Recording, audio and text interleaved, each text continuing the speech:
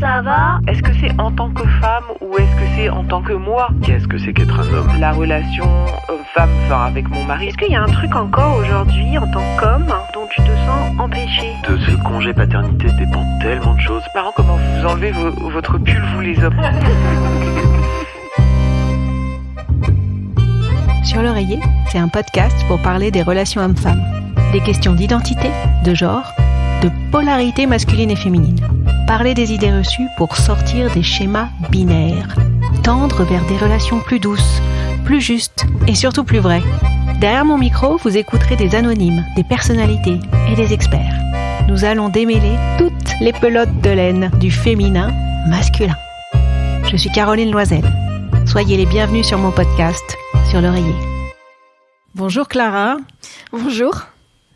Bonjour Marianne. Bonjour. Je suis ravie de vous recevoir toutes les deux aujourd'hui. Les sœurs, Clara et Marianne. Alors on va parler des relations filles, filles-garçons, garçons-garçons, filles-filles. On verra. J'ai une première question à vous poser.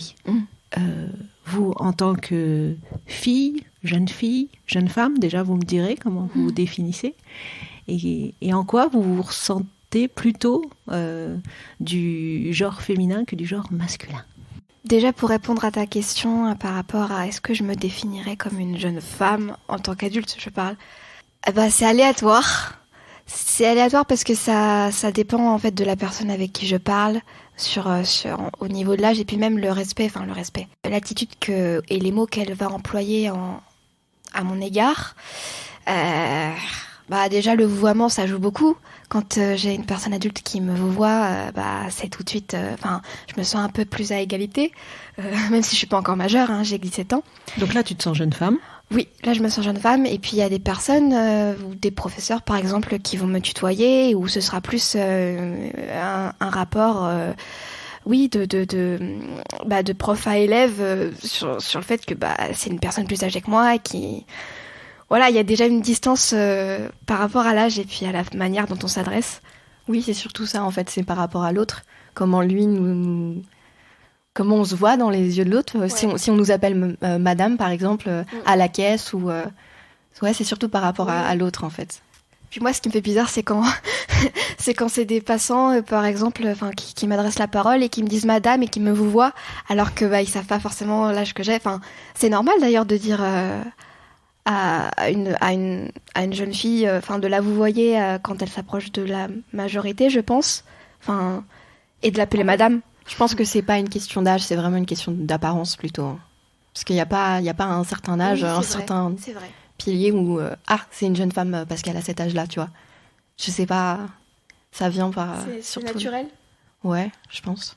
Aujourd'hui, toutes les deux, vous vous sentez bien avec le sexe qui vous a été donné par la nature ou assigné par la nature en fonction de comment on présente les mots et le sens des mots. Vous vous sentez bien avec ce qui a été ce qui est?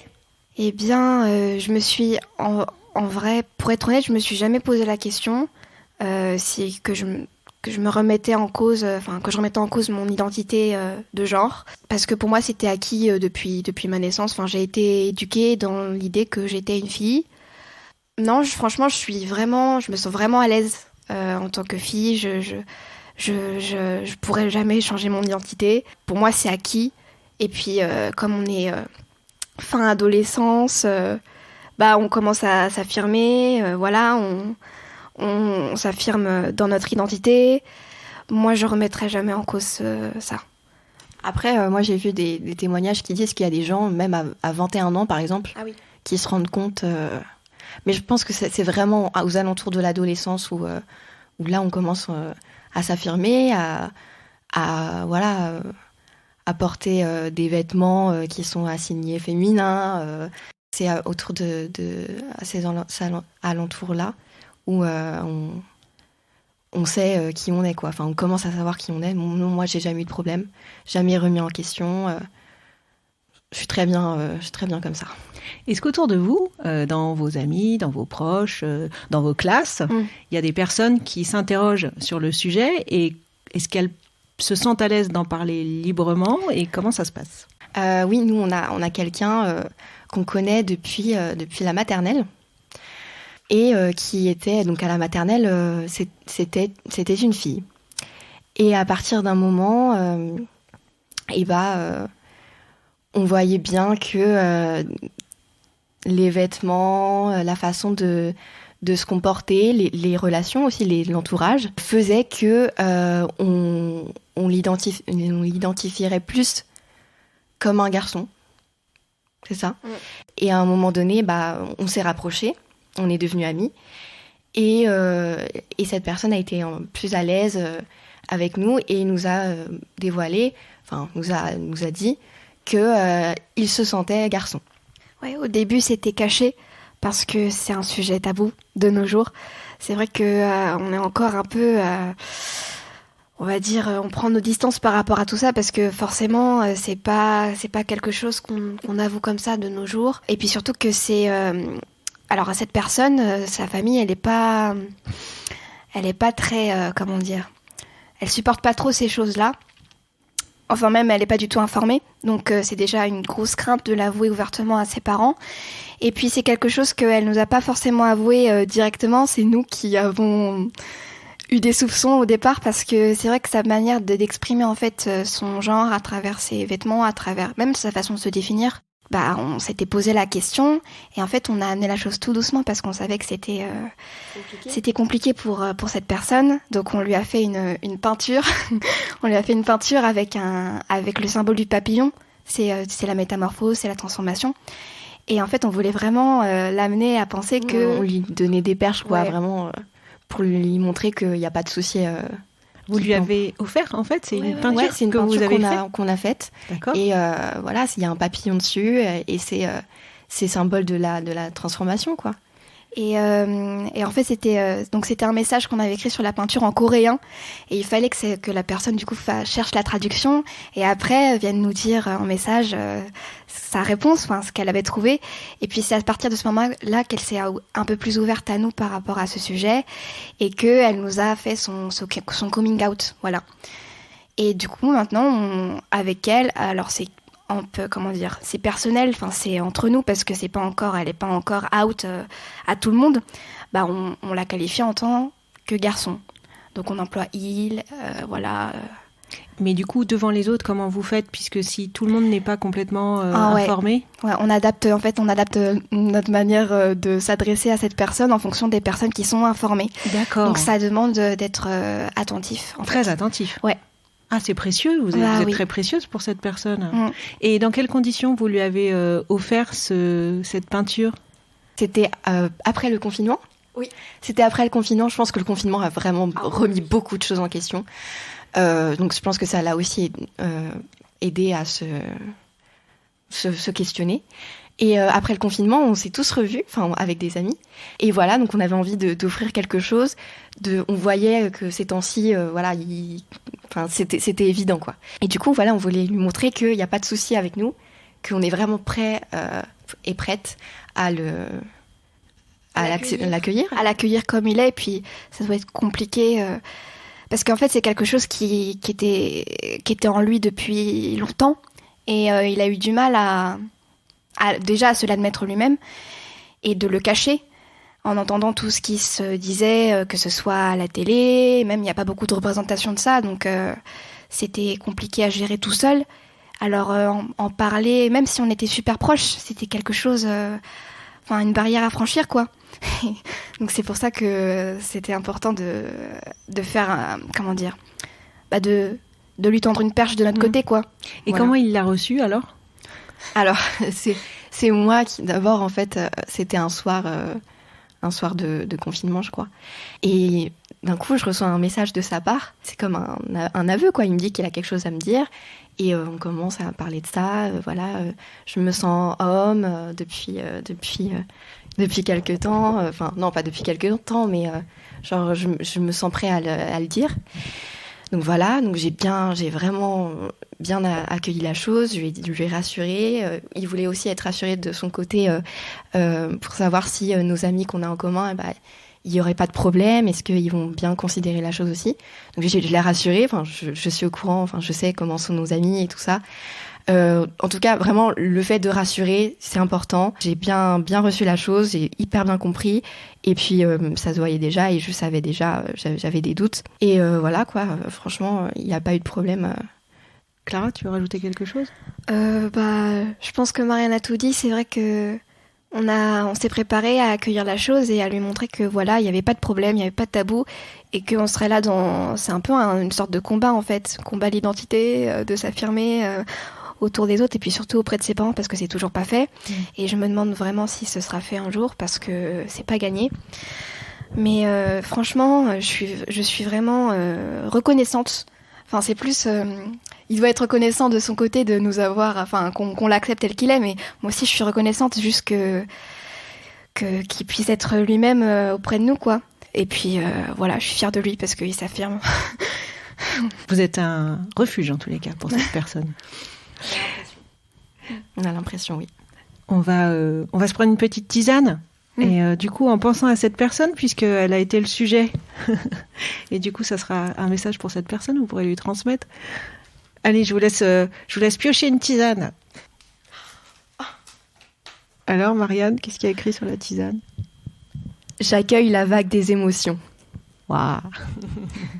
Bon, moi, c'est la musique de la vie m'enchante. Très bien, très bien. Moi aussi, j'en pioche une. On va se faire une petite tisane. Je relaxe tout mon corps. Ça, c'est vrai que c'est pas forcément la première chose que je fais dans mes journées. Il doit suivre mon corps. Mais bon, j'essaie d'y faire attention, d'en prendre soin. J'ai apporté quelques magazines. Et je vais vous montrer, par exemple, celui-ci. C'est le premier qui vient, donc je le prends. C'est un Elle Magazine. Et le titre... c'est, je vous laisse le lire. Belle à tout âge. Ça vous fait réagir comment, le belle à tout âge, nos témoignages, plus meilleurs soins, plus nouvelles techniques ? Je trouve ça un peu triste. Je trouve ça un peu triste parce que ça me rappelle l'idée que, en fait, la femme, l'apparence de la femme, elle est beaucoup plus... elle doit être beaucoup plus préservée qu'un homme, parce que c'est vrai qu'un homme, on va pas forcément lui donner toutes ces techniques, toutes ces techniques pour être beau à tout âge. C'est plus se tourner vers la femme, ce genre de conseils. Je trouve ça un peu triste parce que ça réduit un peu la femme au fait que pour réussir, elle doit être belle. L'apparence, voilà, c'est l'apparence. Le culte de l'apparence. Ouais, le culte de l'apparence, c'est ça. Ouais, ça m'attriste. Et derrière cette tristesse, qu'est-ce qu'il y a, Clara ? Ça me dit que en tant que femme, je dois peut-être faire un peu plus d'efforts que les hommes sur l'image qu'on a de moi. Parce que... dans le monde aujourd'hui, c'est vrai qu'il y a beaucoup de... Je parle dans l'orientation, dans le travail. La plupart des directeurs, comment je pourrais dire, des patrons, c'est des hommes la plupart du temps. Bon, il y a du progrès, hein. Je dis pas qu'on vit au Moyen-Âge, mais voilà. Et donc, c'est vrai que le regard masculin, c'est quelque chose qu'il faut apprendre à s'en détacher. Moi, ça me fait peur parce que si jamais je veux faire une carrière, je sais pas moi, une carrière en tant que femme dans un métier que j'aurais choisi, j'aurais toujours cette idée que il faut que je sois présentable, il faut que... Ça dépendra des hommes auxquels j'aurai affaire, mais voilà. Ça t'oppresse ? Ça m'oppresse. Puis même en tant qu'adolescente, parce que bon, j'ai pas l'âge de Kate Winslet, j'ai pas l'expérience de Kate Winslet, mais je pense toujours à l'apparence que je renvoie. Pas en tant que personne, mais en tant que fille, quoi.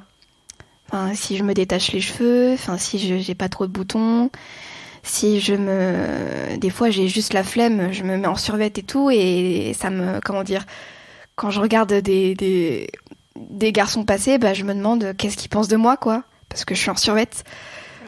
Ouais, ça m'est déjà arrivé. Pas tout le temps, parce que, voilà, des fois je m'en moque. Et ça me fait plaisir de m'en moquer. Enfin, ça me fait du bien, quoi, de m'en moquer de mon apparence. Mais bon, des fois, c'est un peu lourd. C'est genre, les garçons, quand tu passes devant des garçons, c'est que à ce moment-là que tu te poses la question ? Ou tu fais vraiment attention à l'apparence pour tout le monde ? C'est aussi par rapport aux réseaux sociaux, enfin, les publications que certaines filles que je croise au lycée postent, bah, des fois, bah, c'est ça que ça me renvoie, quoi. L'image que je dois renvoyer, ça correspond à ça. Enfin, et que je remplis pas forcément tous les critères de la fille qui fait attention à son apparence. Voilà, bon. Oui, parce que sur les réseaux sociaux, tes copines, elles se mettent pas en survêtement. Ah non, certainement pas. Non. Vraiment ? Non. Pour toi, Marianne, c'est quoi l'idée la plus cliché sur les garçons ? L'insensibilité. Ouais, il n'y a pas une idée. Hein. Oui. Mais genre, ils n'ont pas le droit de pleurer. Il faut montrer qu'on est fort, qu'on est viril, même si je pense que la virilité c'est un peu subjectif, ça dépend de chaque homme. Mais genre vraiment, faut pas pleurer, faut pas montrer des choses qu'on pourrait identifier comme féminins. Est-ce que autour de toi, dans les garçons qui sont autour de toi, quelle impression t'as ? Enfin, parce que là, je posais la question de l'idée la plus cliché sur les garçons. Est-ce que ça veut dire que t'as remarqué que c'était pas vrai autour de toi, que t'es pas d'accord avec cette idée-là ? Enfin, tu vois, qu'est-ce qui est derrière ? Alors moi, dans mon entourage, non, vraiment, les garçons, les jeunes hommes, pardon, ils sont, comment dire, ils montrent pas forcément de la sensibilité ou non, vraiment, c'est vraiment l'image, notre père, voilà, tout simplement. Ils montrent pas l'image enfin, ils montrent une image, voilà, de force mentale, de force il faut pas laisser paraître les émotions, tout ça, c'est plutôt vu comme féminin. Mais après, pour eux, la faiblesse est féminine, en fait. C'est ça le truc. Tout ce qui est et pas que la faiblesse, les émotions, le sentiment amoureux, tout ça, être fleur bleue, ça c'est vu comme féminin. Mais dans mon entourage, oui, c'est surtout ça en fait. Moi, je vois pas beaucoup d'hommes. Mon papa, je l'ai presque jamais vu pleurer. Une seule fois, et encore, ça m'a choquée. Alors que je devrais pas être choquée, parce que c'est normal. Voilà. Mais sinon, c'est sur les réseaux sociaux. Enfin, il y a des films où on voit des hommes pleurer. Tout ça. Ça fait du bien d'ailleurs de voir des hommes pleurer. Ça monte, ça participe. Un message envoyé aux hommes par Clara. Oui. Laissez-vous pleurer. Ça va, voilà. Laissez-vous pleurer. Ça participe au fait de voir tout ça médiatisé, genre un homme qui pleure. Ça participe à normaliser la chose et puis à montrer que c'est en fait c'est pas propre aux femmes, c'est pas propre aux filles. Et puis c'est ok. C'est ok. Mais ce que tu dis, parce que donc vous parlez de votre papa, mais dans vos copains, dans vos potes, est-ce que vous avez alors vous avez encore l'impression qu'ils s'empêchent ça ? Vous en avez parlé avec eux de ça ? Alors, faut savoir que on va dire l'effectif masculin dans nos amitiés est un peu faible. Okay. Mais le peu qu'on a, on n'est pas assez proche pour voir ça. Mais quand même, il laisse pas, dans l'ensemble, il laisse pas apparaître grand-chose. En fait, l'image qu'ils laissent d'eux, c'est des blagueurs, en fait. C'est leur personnalité, c'est de faire rire. Donc jamais ils vont. Puis même, on parle pas de sujets intimes avec eux. Enfin, c'est pas leur délire, quoi. D'accord.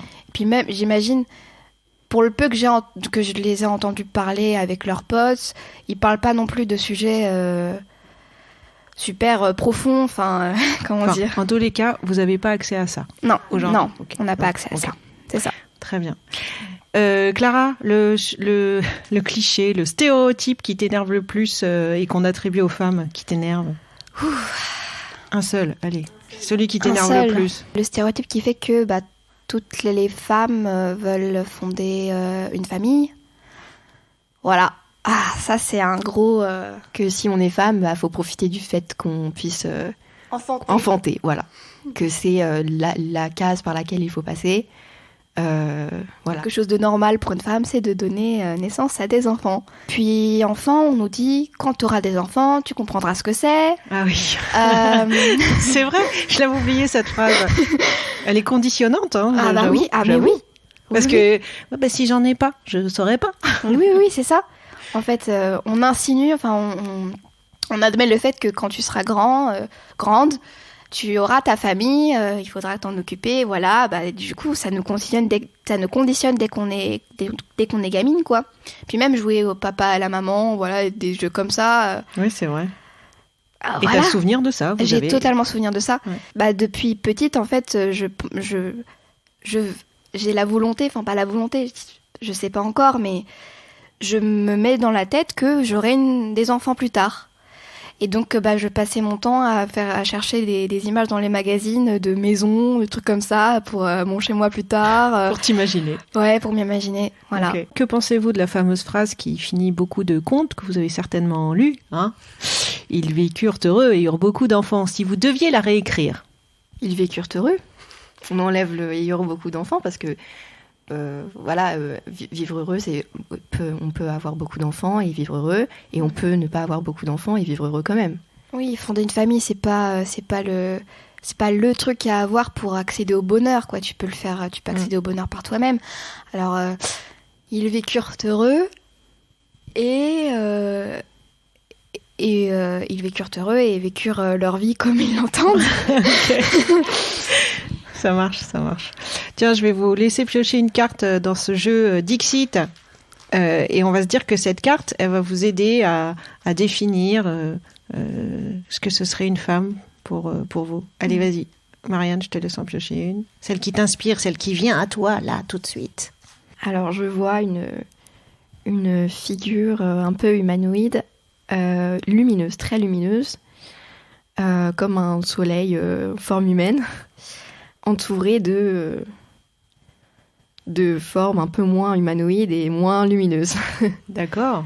D'être OK avec le fait d'être femme, même si y en a qui en sont victimes du fait d'être femme, de trouver la force, la lumière, de pas tenir compte des regards, voilà. Donc ça, les figures sombres à l'arrière, là, ça peut être les regards.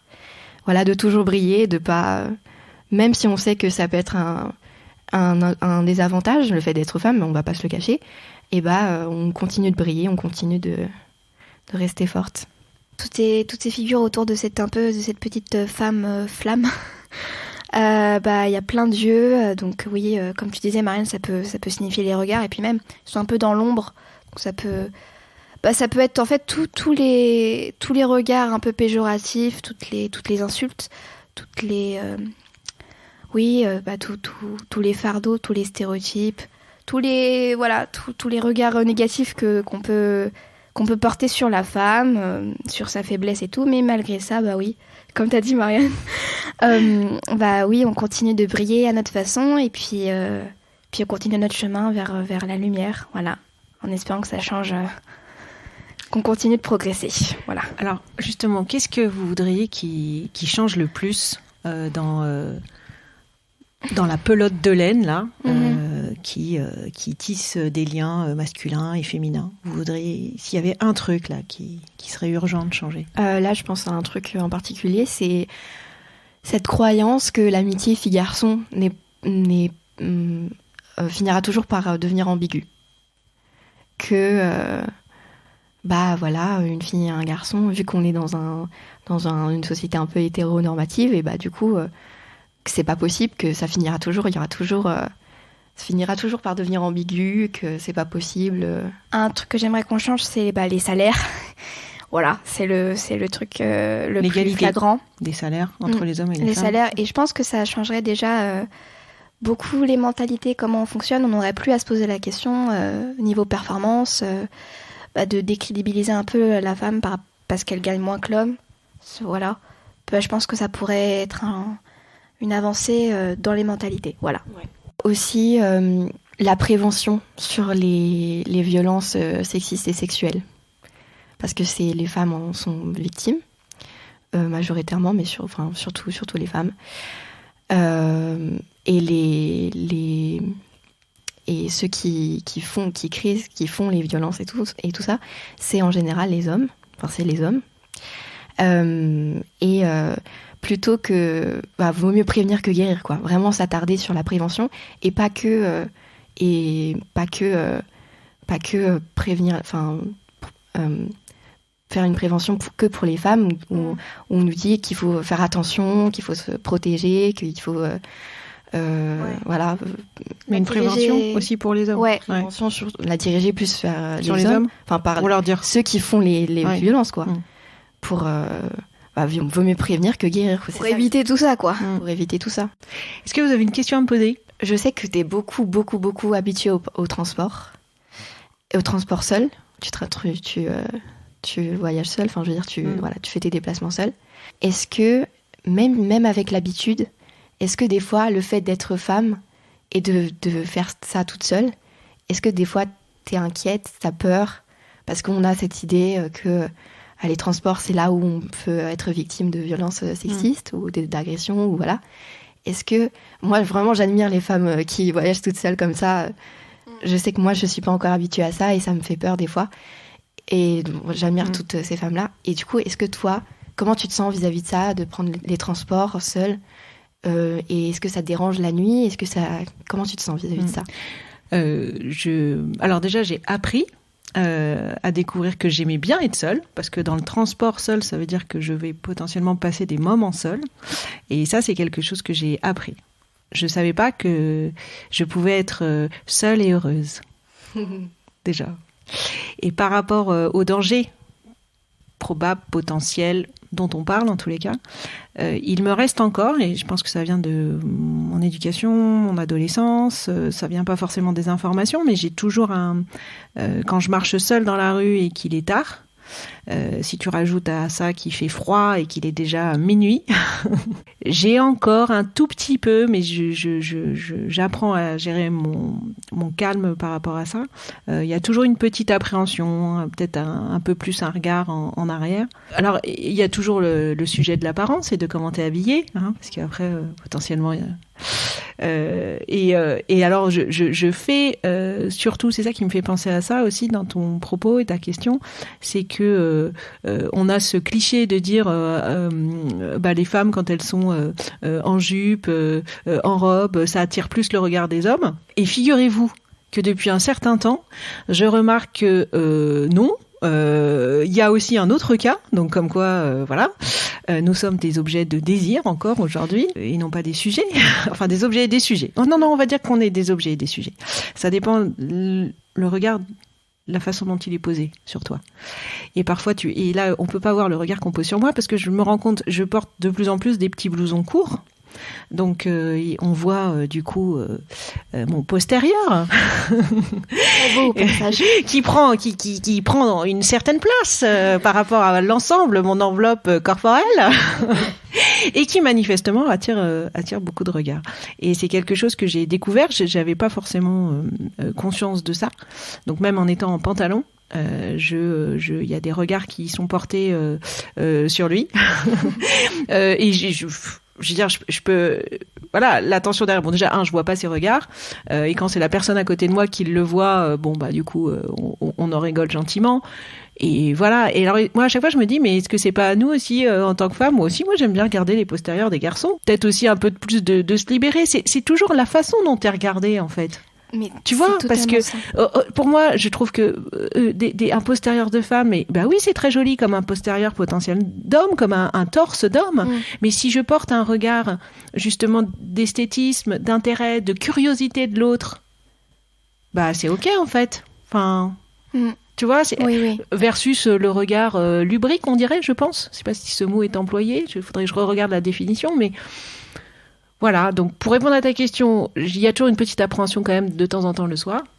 Voilà, mais c'est des choses qui sont tellement ancrées effectivement dans ce que j'ai vécu adolescente, où on me disait tout le temps fais attention le soir, Caroline, mais jusqu'à même 30 ans on m'a dit ça. Ah bon, maintenant plus, c'est bon, 47 ans, ma mère ne me demande plus, t'es sortie hier soir t'es rentrée qu'à minuit. Non, 47 ans c'est bon, on me demande plus. Est-ce qu'il y a une question que je vous ai pas posée, vous auriez voulu y répondre, ou vous avez quelque chose à rajouter? Ah oui, moi j'ai une anecdote à raconter. Parce que Marianne, franchement, merci beaucoup pour ta question, parce que ça rejoint un peu ce que j'avais en tête par rapport au transport et le fait de se déplacer seule la nuit, surtout quand on est une femme. En fait, ma mère, tu sais, tu connais ma mère, avec ma mère, on était allés à la Fontaine-aux-Muses, donc c'est une auberge dans Lyon.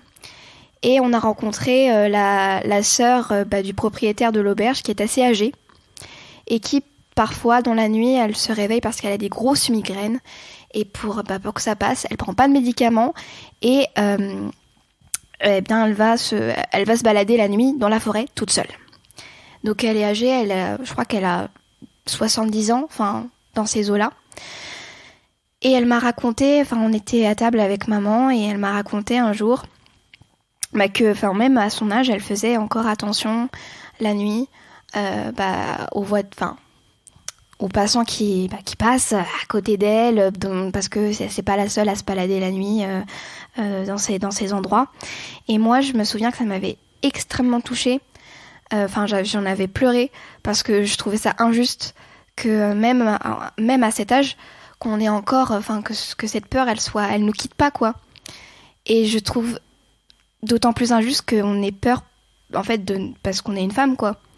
C'est vraiment, en fait, le fait d'être une femme que ça nous interdit pas mal de choses si on réfléchit bien, et je trouve ça juste profondément injuste, et voilà, ça a touché une corde sensible. Ouais, et ça, tu voudrais que ça change, tu vois, tu as la réponse à la question tout à l'heure. Toi, tu voudrais que ça change. Ok. Pour vous remercier, je vous ai apporté un petit cadeau. Alors, c'est très fragile. Alors, vous l'ouvrez avec beaucoup de soin. C'est là, Marianne, tu peux nous décrire? Petite fleur by Emma. Et c'est... Qu'est-ce que tu vois sur la photo? C'est des petites boules. C'est des petites pierres. Des petites pierres. Ah, c'est des pierres. Avec, dessus... on peut planter des fleurs. Voilà, alors elles sont très fragiles, c'est ça qui est fragile. C'est des toutes petites fleurs séchées. Alors, mets ça sur la table. Ouais, et en fait, donc sur chacune des pierres, il y en a 3, parce que là, je suis avec Marianne et Clara, mais j'ai une pensée pour Pauline. Oui, on pense à elle. À votre sœur. Voilà, vous avez chacun un petit souvenir de ce moment. Merci beaucoup, c'est trop chou. Merci Marianne, merci Clara. À bientôt. À bientôt.